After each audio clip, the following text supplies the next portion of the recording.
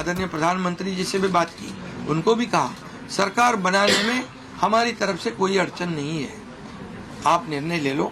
जैसे आपके भारतीय जनता पार्टी को आपका निर्णय अंतिम रहता है, हम भी महायुति के कौन लीडर है, एनडीए के लीडर कौन है, मोदी जी है, अमित भाई है, तो उनको कहा कि मैंने अमित भाई जी को भी फ़ोन किया, मोदी जी को भी फ़ोन किया, सरकार बनाने में हमारी तरफ से कोई भी रुकावट, कोई भी अड़चन, कोई भी कुछ भी किसी भी तरह का अड़ंगा नहीं है।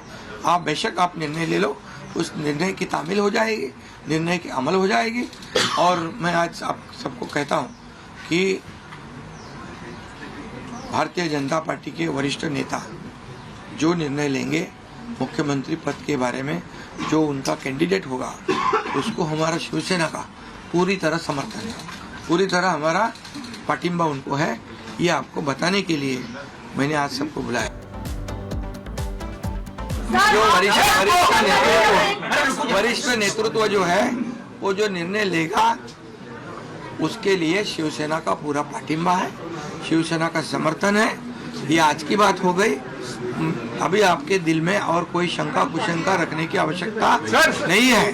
और कल की बात कहते हैं, कल अमित शाह जी के साथ, अमित भाई के साथ हमारी तीनों दलों की बैठक होगी। उस बैठक में पूरी तरह चर्चा होगी विस्तार से, और विस्तार से चर्चा होने के बाद हमारे जो 2.5 साल में हमें काम करने का मौका मिला मुख्यमंत्री की हैसियत से, जो सपना बाला साहब ठाकरे जी का था आम शिव सैनिक को मुख्यमंत्री बनाना, वो मुख्यमंत्री बनाने का सपना मोदी जी और अमित भाई ने पूरा किया। और निश्चित रूप से पूरे पहाड़ की तरह वो मेरे पीछे खड़े रहे, इसका मुझे गर्व है, अभिमान है। और उन्होंने जो सपोर्ट किया पिछले 2.5 साल में सरकार को आगे बढ़ाने में, फंड्स के प्रोविज़न में, सब जो हर क्षेत्र के विकास के लिए उन्होंने पूरी तरह योगदान दिया है। इसलिए मैं उन दोनों का बहुत बहुत काफ़ी आभारी हूँ।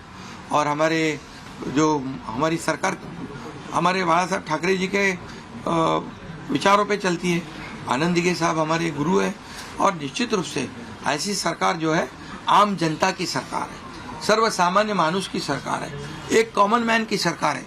मैं मुख्यमंत्री खुद को नहीं समझता था, मैं सीएम मीन्स कॉमन मैन। एक कॉमन मैन काम करता है कॉमन मैन के लिए, तो इसलिए मैं खुद को एक कार्यकर्ता के रूप में काम किया 2.5 साल में।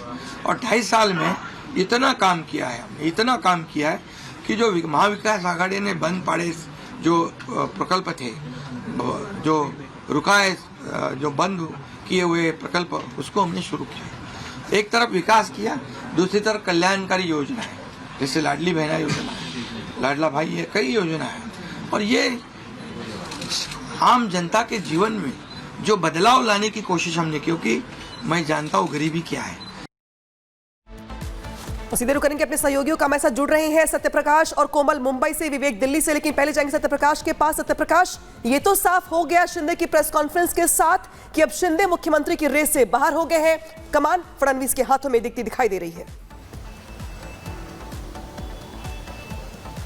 जी हाँ, एकनाथ शिंदे खुद ही सस्पेंस सारा खत्म कर दिया। उन्होंने कहा कि प्रधानमंत्री नरेंद्र मोदी और केंद्रीय गृह मंत्री अमित शाह से फोन पर बात हुई है, और फोन पे ये बातें हुई कि जो सरकार बनाने के लिए दिक्कतें अगर कुछ भी रहा तो हम आपके साथ हैं, आपके समर्थन में खड़े हैं, जो भी आपका निर्णय फैसला होगा हम उसको मानने के तैयार है। कहीं न कहीं जो सस्पेंस, जो अटकलें लगाई जा रही थी कि लगातार जो शिवसेना शिंदे गुट के नेता लगातार दावा कर रहे थे कि एकनाथ शिंदे को दोबारा मुख्यमंत्री बनाया जाए, ये मांग कर रहे थे, तो कहीं न कहीं सारे सस्पेंस, सारे अटकलें को उन्होंने विराम लगा दिया।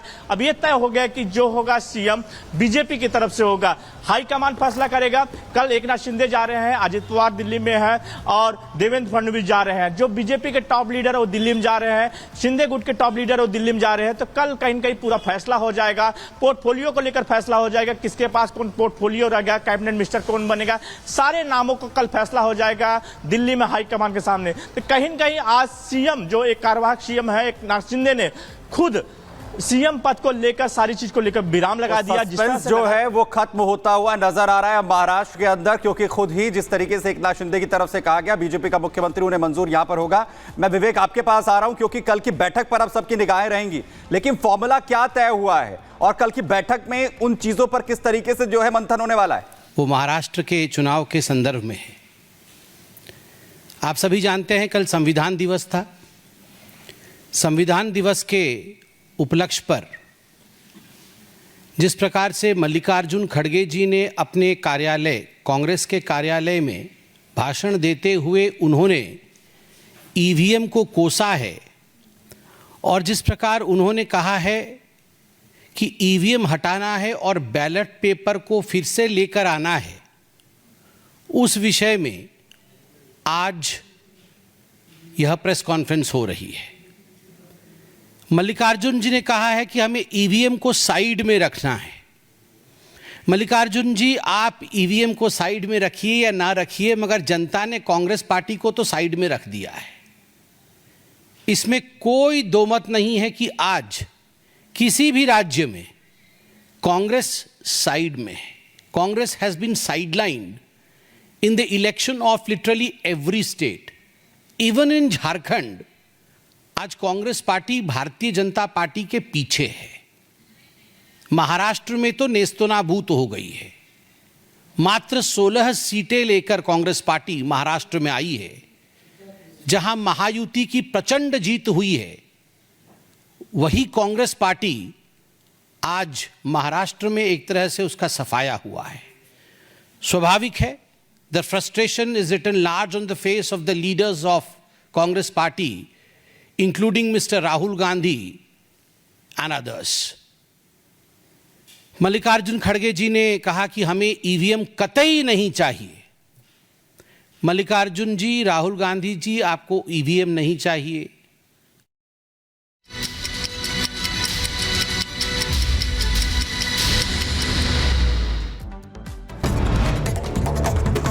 महाराष्ट्र में बीजेपी का सीएम बनेगा। एकनाथ शिंदे ने कुर्सी छोड़ने के दिए संकेत। देवेंद्र फडणवीस सीएम की रेस में सबसे आगे।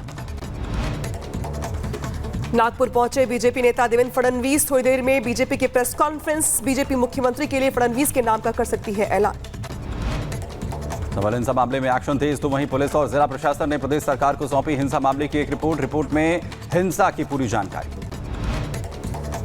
संभल में हुई हिंसा के बाद से छावनी में तब्दील हुआ पूरा इलाका। चप्पे चप्पे पर पुलिस की तैनाती। फिलहाल है हालात सामान्य। संभल हिंसा मामले में कई एंगल से जांच कर रही है पुलिस। सीसीटीवी के जरिए दंगाइयों की हो रही है पहचान। अब तक 27 फोन भेजे गए फॉरेंसिक लैब। संभल में हुई हिंसक झड़प पर जमीयत उलेमाए हिंद के अध्यक्ष मौलाना महमूद का बयान। पुलिस और कोर्ट पर उठाए सवाल। संभल घटना पर सिद्धार्थनाथ सिंह का बयान। संभल हिंसा को बताया सोची समझी साजिश, तो वहीं बेवजह सांप्रदायिक रंग देने की हो रही है कोशिश। उधर बाबा बागेश्वर की यात्रा का 7वां दिन आज एमपी के दतिया पहुंची बागेश्वर की यात्रा। बड़ी संख्या में जुटे लोग। लोकसभा और राज्यसभा की कार्यवाही कल तक के लिए स्थगित। विपक्ष के हंगामे के बाद दोनों सदनों की कार्यवाही स्थगित। एकनाथ शिंदे को मुख्यमंत्री बनाने को लेकर यूपी के अयोध्या में लगा पोस्टर। महाराष्ट्र के नए मुख्यमंत्री को लेकर जारी है मंथन। गुजरात के गांधीधाम में टीटी की सूझबूझ से बची यात्री की जान। महिला ने चलती ट्रेन से उतरने का किया था प्रयास। महिला और उसके परिजन ने टीटी का आभार जताया। उधर यूपी के लखीमपुर खीरी में कानून व्यवस्था को लेकर सीओ सिटी ने पुलिस कर्मियों के साथ किया फ्लैग मार्च। गश्त के दौरान संदिग्ध व्यक्तियों की पहचान की गई, पूछताछ की गई। तेलंगाना के जेडी मेटला में आग का तांडव। प्लास्टिक गोदाम में आग लगी। कड़ी मशक्कत के बाद आग पर काबू पाया जा सका।